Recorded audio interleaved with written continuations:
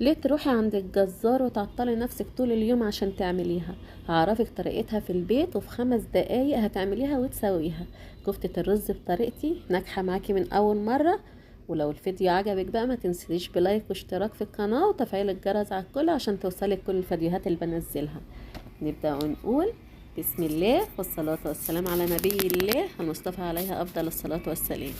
اعمليها بطريقتي وعمرها ما هتفك منك، وهتبقى كفتة ناجحة بإذن الله. زي ما انت شايفة آخر جمال. معايا هنا بقى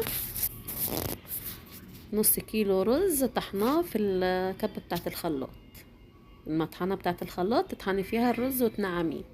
معايا هنا نص كيلو لحمة مفرومة جايباها من الفخدة وعليها نسبة من الدهن اللي هو الدوش عشان يعمل على تماسك الكفتة، و4 فصوص توم وملح وفلفل وكمون وشوية شطة صغيرين كده وبصلاية. دي كل المكونات بتاعتنا في الكفتة. نبتدي هنا بقى نجيب الكبة نقلبهم بس كده ونجيب الكبة بتاعتنا.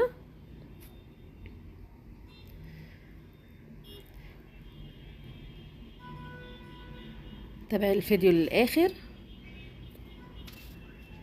عشان تستفادي من كل حاجة فيه. هنا بقى خدنا نص الكمية بتاعت الكفتة اللي هنعملها. هنزل عليها بربع كوباية من المية وابتدي اخلط بقى الكفتة انعمها خالص معايا.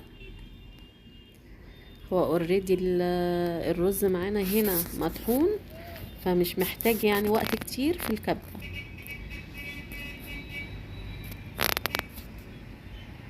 ما تكتريش المية عشان ما تفكش منك.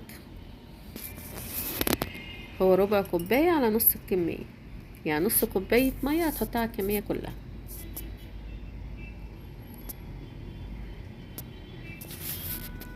هنا بقى طحناها اهو كلها.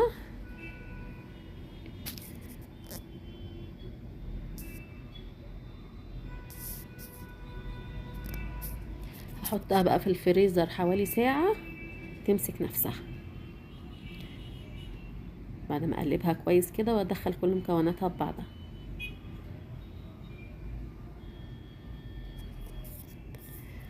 تمام. نبتدي هنا بقى نصبعها بعد ما قعدت ساعة في الفريزر. تدهني ايدك زيت بقى بسيط كده.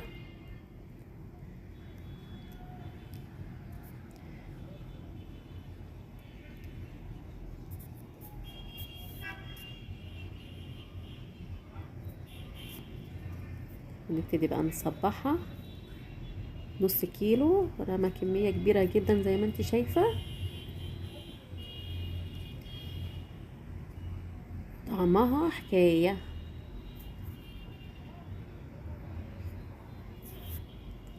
كل حاجة في الفيديو هتلاقيها، طريقة التسوية المظبوطة ليها كل حاجة هتلاقيها ان شاء الله. القناة محتواها جميل قوي، اتمنى اشتراككم فيها. نيجي هنا بقى في نجيب زيت بيسخن كويس كده ونبتدي ننزل بالكفتة بتاعتنا فيها بعد ما صبعناها.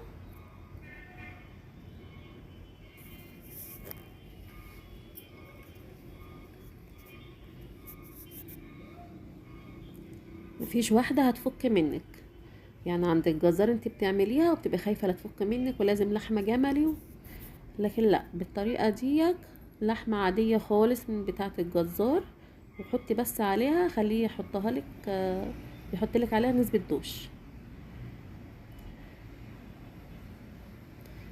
وتعمليها في بيتك بقى في 5 دقايق، ولا واقفة عند جزار ولا عطلة ولا طوابير ولا الكلام الفاضي ده. في ناس بتروح تجيبها جاهزة عمرها ما هتبقى بطعم بتاعة البيت. جربيها بطريقتي وادعيلي. تمام كده بقى عملنا الكمية بتاعتنا كلها. فعلا طعم ولون جميلة جدا.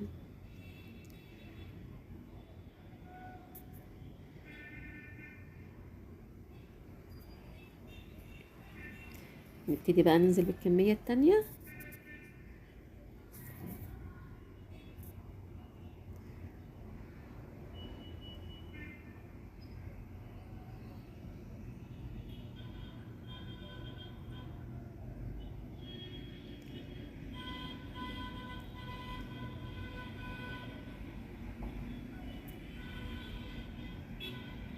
بص من جوه لا مكتومة ولا تحس انها يعني ايه نفشة كده اكنك حاطة عليها بيكنج باودر. لكن لا، هي انا مش حاطة بيكنج باودر خالص ولا اي مواد رافعة، هي ما شاء الله جميلة جدا بالطريقة دي. هنا خلصنا بقى الكمية، اوريكم بقى طريقة عمايلها انا بعملها ازاي تديكي احلى طعم. ده الكمية دي بعد ما العيال طبعا خلصوا نصهم. انتوا عارفين الكفتة ما بتستنيش. اجي هنا بقى مقطعة بصلاية، حط عليها سمنة ومعلقة توم،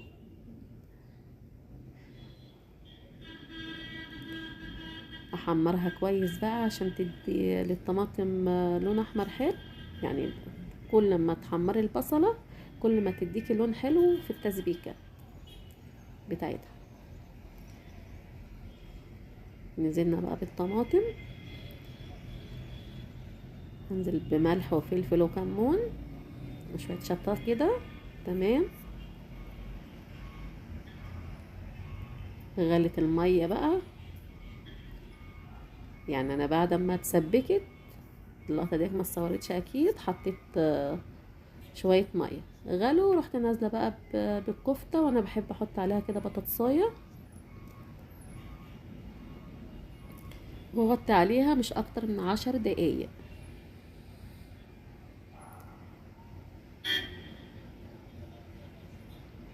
هنا كانت لسه ما استوتش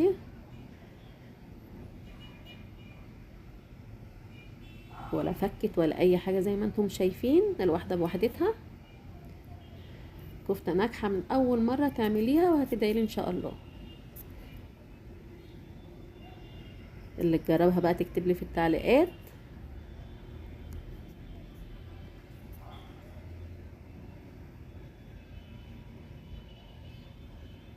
جميلة جدا.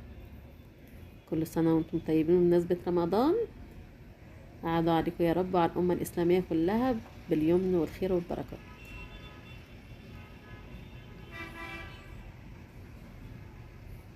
أجمل كفتة.